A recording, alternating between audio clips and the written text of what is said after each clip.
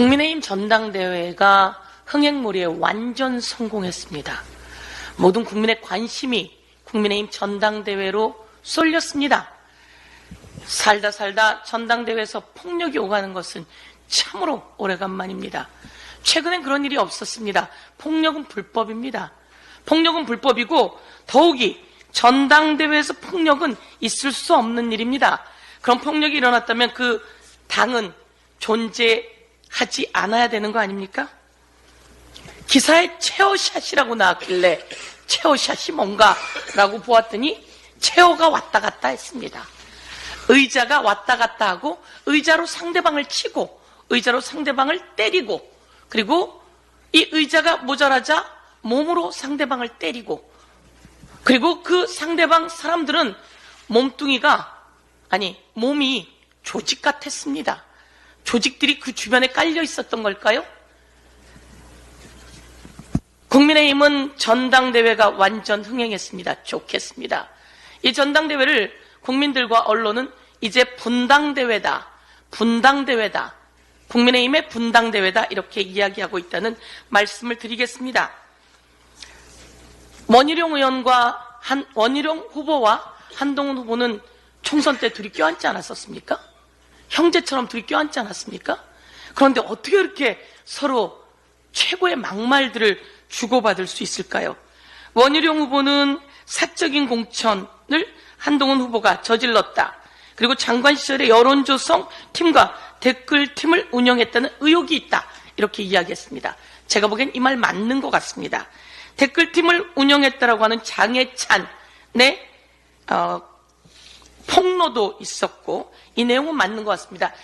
여러분도 경험하셨을 겁니다. 제가 쇼츠를 보다 보면 한동훈을 칭찬하는 쇼츠들이 올라옵니다. 그러다가 김건희를 칭찬하는 쇼츠들이 올라옵니다.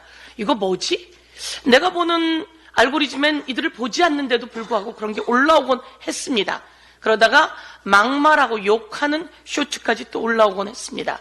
이런 걸 보면 한동훈 후보의 댓글팀 그리고 여론조성팀 그리고 우리 양문석 의원이 밝혀낸 댓글팀의 내용과 여론조성팀의 내용은 이것은 확실하게 수사해야 하는 내용입니다. 알고 계시겠죠? 언론들이 이야기합니다. 이거 수사하면 클 것 같습니다. 한동훈 두리킹입니다. 한동훈 두루킹입니다. 이렇게 이야기합니다. 그러자 한동훈 후보는 원희룡 후보에게 이렇게 이야기했습니다. 노상 방뇨를 하듯이 오물을 뿌리고 도망가는 거짓 마타도. 참 이런 말 국민의힘 당대표 후보가 해야 할까요? 노상 방뇨하듯이. 과거 원희룡 후보의 사법연수원 시절 파출소 소란 사건을 떠올리게 하는데요. 그것을 콕 집어서 그렇게 또 써먹는 한동훈 후보 참 비열합니다. 그런데 둘 다 비열하긴 마찬가지입니다. 여기에 나경원 후보가 그렇게 이야기합니다. 자중질환, 보수의 몰락. 맞는 말 아닙니까? 나경원 후보가 이 불난집에 부채질을 하듯이 한동훈과 원희룡의 싸움에 자중질환의 보수의 몰락이다. 이런 이야기를 합니다. 국민들은 이제 국민의힘당 보고 싶지 않습니다.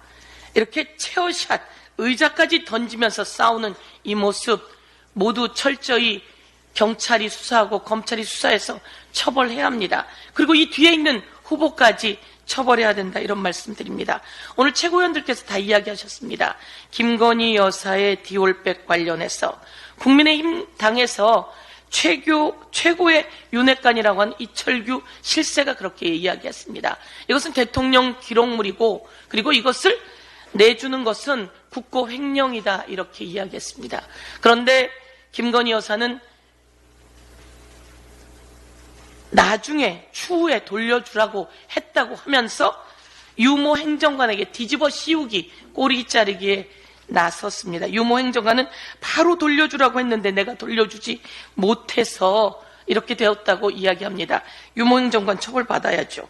그리고 추후에 돌려주라고 했다고 하는 김건희 여사의 말도 처벌 대상입니다. 국민의힘 후보들이 모두 다 이야기합니다. 한 목소리로. 제가 TV 토론을 봤는데요. 김건희 여사가 지금이라도 디올백 관련해서 사과해야 되냐고 생각합니까? 라고 물었더니 모두 동시에 모든 후보가 지금이라도 사과해야 된다라고 말했습니다. 그럼 한번 보겠습니다. 지금이라도 사과하십시오. 아주 중요한 일이 일어났습니다. 이종호가 블랙펄 인베스트의 이종호가 김건희 여사를 VIP라고 했습니다. VIP라고 하면서 조땡땡 서울 치안감 별 2개 다는 거 아마 전화 오는데 별 2개 달아줄 거야. 이 사람이 치안감 인사에도 개입한 모양입니다. 그리고 그 조땡땡 별 2개 치안감 정도는 우리가 주변에 데리고 있어야 되지 않니? 치안감을 뭘로 보는 겁니까, 이 사람은? 그런데 이 조땡땡이 끝내는 치안감으로 승진하지 못했습니다. 승진하지 못한 실패한 인사 개입인가 했더니 한번 영상을 보십시오. 조땡땡이 무슨 일을 했던 사람인지. 마약 수사 단속에 관세청이 있었고 그 관세청에 이 조땡땡이 개입한 내용이 드러났습니다. 녹취 한번 들어보시죠.